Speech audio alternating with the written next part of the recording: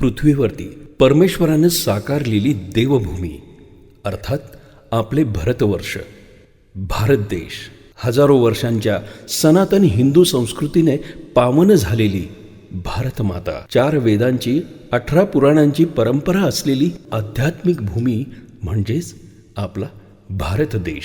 मानवजातीच्या सुखाकरता आणि धर्माच्या रक्षणासाठी परमेश्वरांनी वेळोवेळी मानवरूपात जन्म घेऊन लोककल्याणाचं कार्य केलं आणि कलियुगात हेच काम ऋषीमुनींनी, साधुसंतांनी सांभाळलं.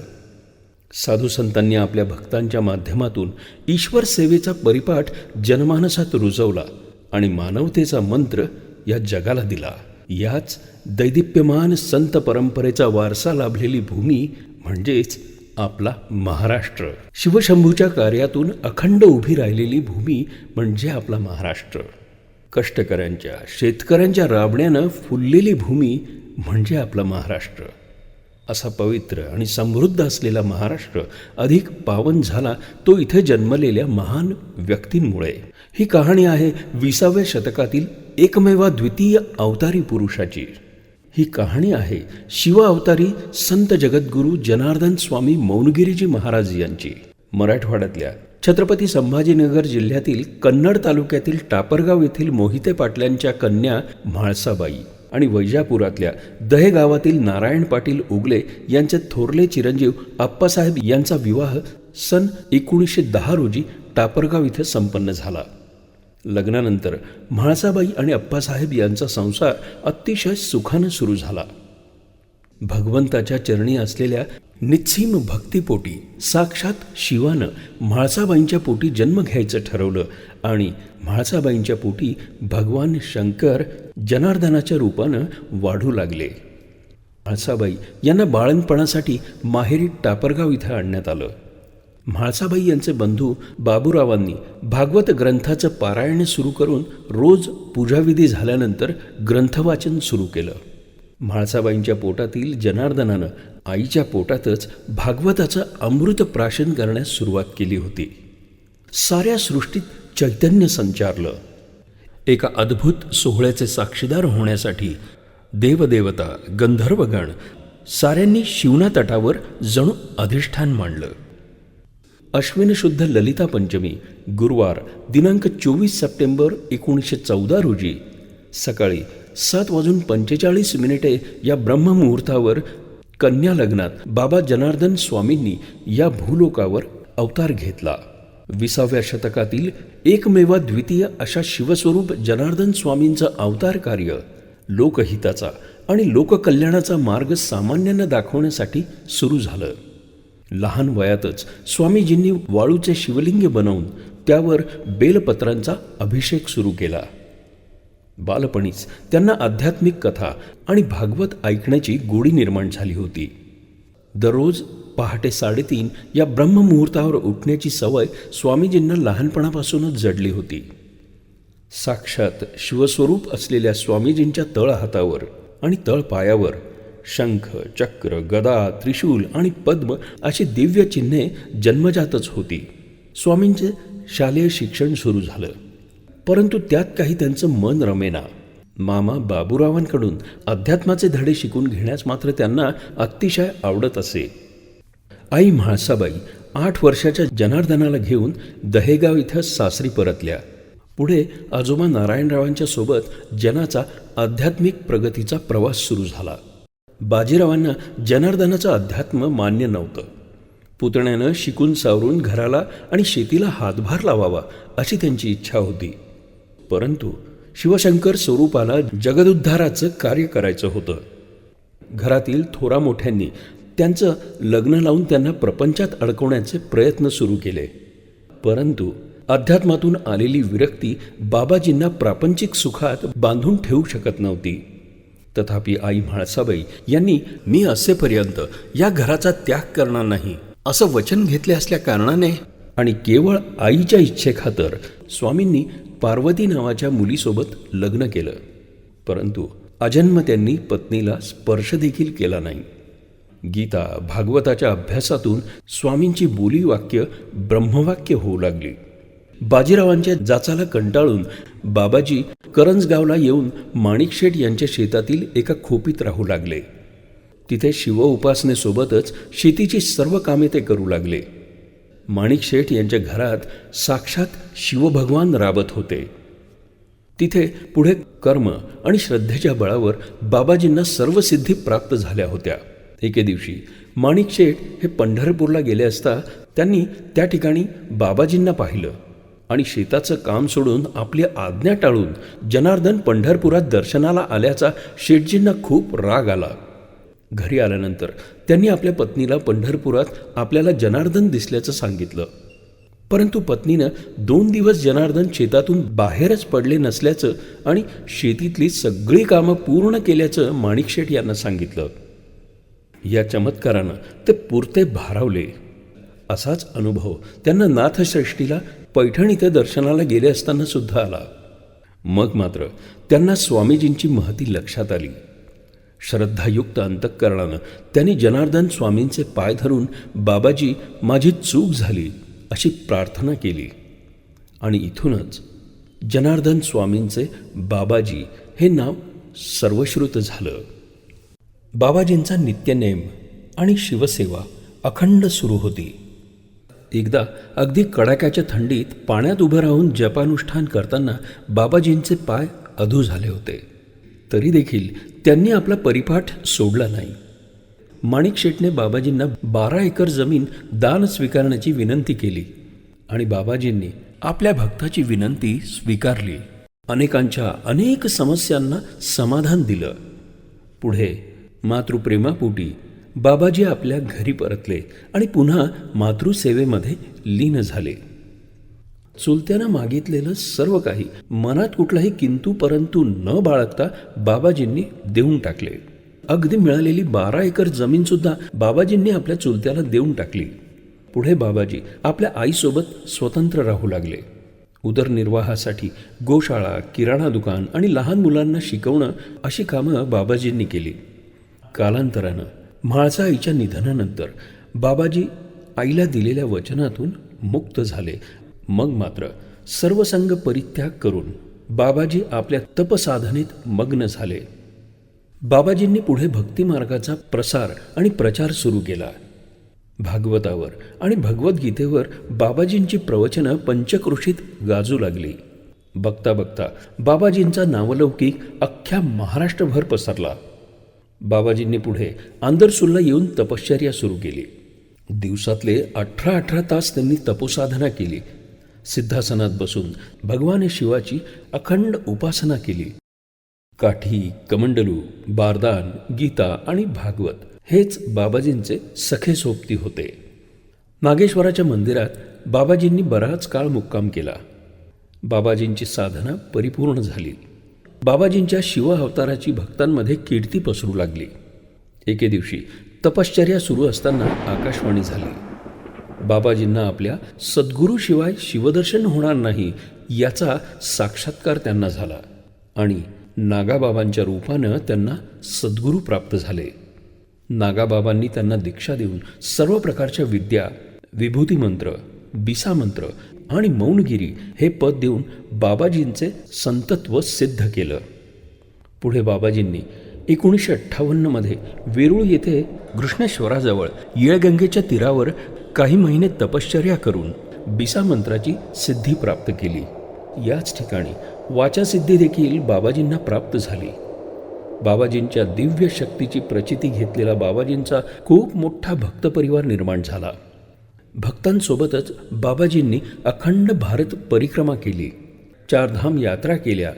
त्यावेळी नर्मदा नदीतील चक्रव्यूह तीर्थामध्ये त्यांनी केलेला चमत्कार सर्वांना अचंबित करणारा आणि बाबाजींचं देवत्व सिद्ध करणारा होता. भगवान शिवाच्या आज्ञेनं बाबाजींनी जातेगावी असलेल्या पिनाकेश्वराच्या जीर्णोद्धाराचं काम सुरू करून पूर्णत्वास नेलं. ज्या डोंगरावर दिवसा जायला लोक घाबरायचे आणि मुक्कामाला जाणारा कोणीही जिवंत परतत नसे अशा ठिकाणी बाबाजी क्षणात पोहोचून मंदिराला प्रदक्षिणा घालताना गावकऱ्यांना अनेक वेळा दिसले होते. याच डोंगरावर भक्तांना बाबाजीच्या सामर्थ्याचे अनेक साक्षात्कार घडले होते. बाबाजी डोंगरावर जात असताना वरून गडगडत आलेल्या प्रचंड मोठ्या दगडाची बाबाजींनी दृष्टीप्रभावानं दिशा बदलवल्याचं अनेक भक्तांनी पाहिलं होतं. पायथ्याशी असलेला महाकाय दगडी नंदी बाबाजींनी हाताच्या स्पर्शानं सहजपणे डोंगर माथ्यावर नेऊन पोहोचवला होता. याच डोंगरावर एका कोड फुटलेल्या भक्ताचं कोड अनुष्ठानाला बसलेल्या भक्तांच्या खरकट्या पाण्याच्या स्नानानं बाबाजींनी बरं केलं होतं. बाबाजी डोंगरावर असताना अंतर्ज्ञानानं खाली कोण आलेलं आहे हे भक्तांना सांगत असत. मागील जन्माच्या खुणा आणि बांधकामाची अवजारं बाबाजींनी सांगितलेल्या ठिकाणी खोदकाम केल्यानंतर भक्तांना सापडली होती. तसंच केवळ 5 खारकांनी कित्येक सेवेकऱ्यांची क्षुधाशांती झाल्याचं अद्भुत कार्य देखील भक्तांनी इथंच अनुभवलं होतं. 60 वर्षाच्या महिलेला संतती योग बाबाजींच्या सिद्धीने मिळाल्याचं सर्वश्रुत आहे. समाजकार्यात श्रमदानाची परंपरा बाबाजींनी खूप आधी सुरू केली आणि त्यातूनच निष्काम सेवा करणारे असंख्य सेवक तयार झाले. 1964 साली बाबाजींनी त्यांच्या 7 निवडक शिष्यांना घेऊन गुढीपाडव्याच्या शुभमुहूर्तावर अनुष्ठान परंपरेचं बीजारोपण केलं. मानवातील देवत्व जागवणारी ही परंपरा पुढे संपूर्ण विश्वासाठी वरदान ठरली.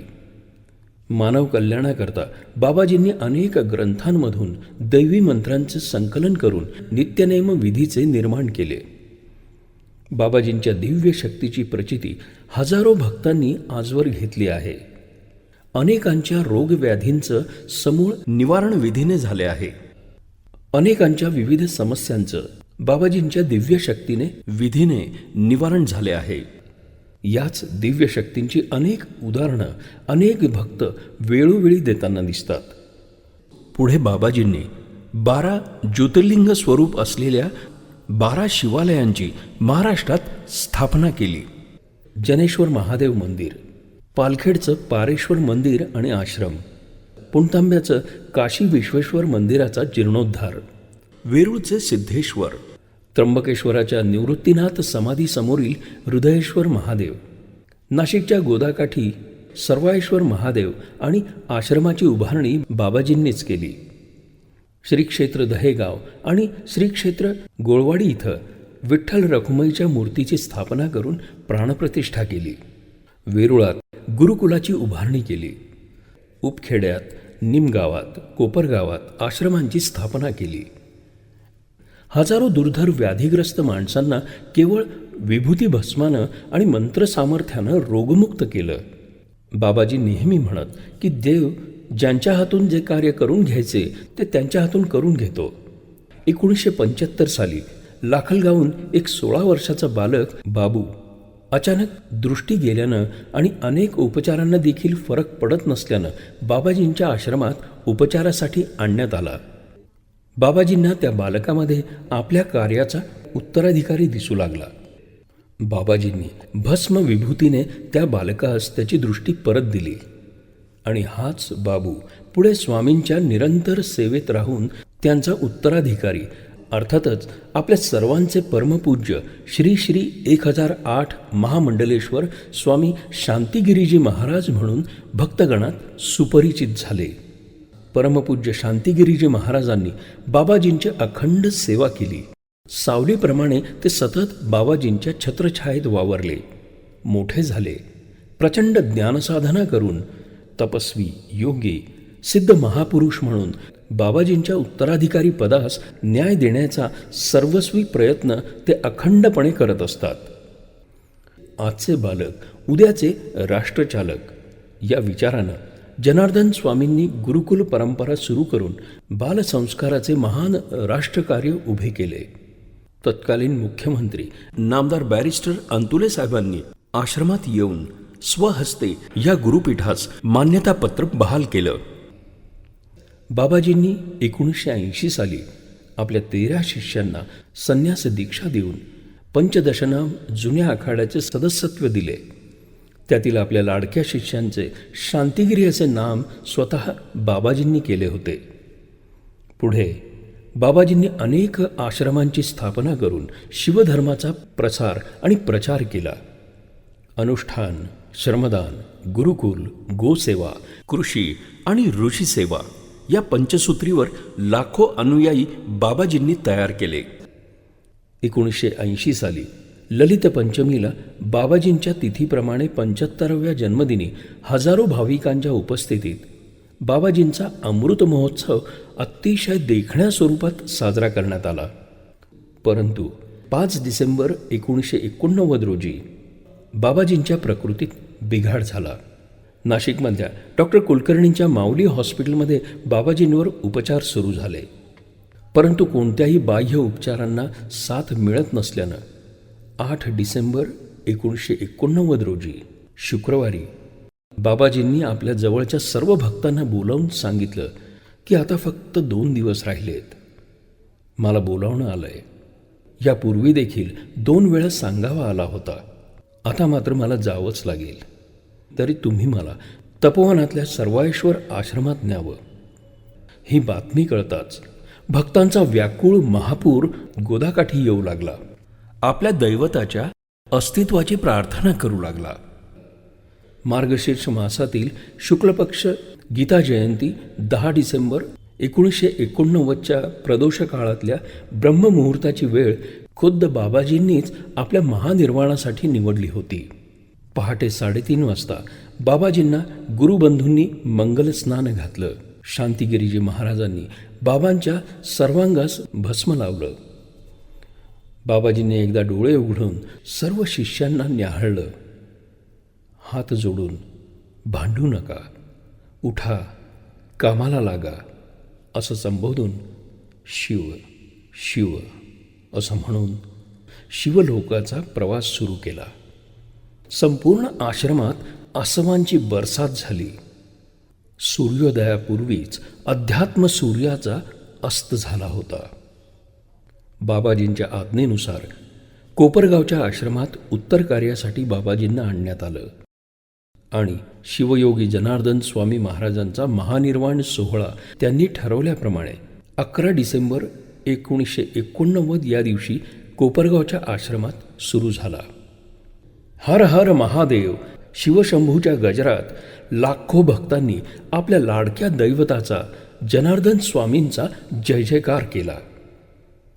उत्तराधिकारी शांतिगिरीजी महाराजांनी मौनगिरी जनार्दन स्वामींचे पूजन केले.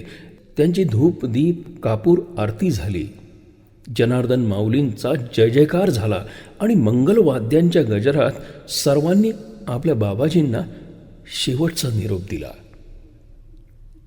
पुढे 25 डिसेंबर 1989 रोजी बाबाजींचा षोडशी सोहळा अनेक महान संत महात्म्यांच्या आणि अनेक आखाड्यांच्या महंतांच्या उपस्थितीत पार पडला. याच सोहळ्यात बाबाजींचे कार्य अखंडपणे असेच सुरू राहावे म्हणून बाबाजींचे उत्तराधिकारी म्हणून शांतिगिरी महाराजांची सर्वानुमते निवड करण्यात आली आणि आपल्या गुरुप्रती असलेली निस्सीम भक्ती आणि त्यांच्या शिवकार्याची पताका शांतिगिरीजी महाराजांनी अव्याहतपणे फडकवत ठेवली आहे.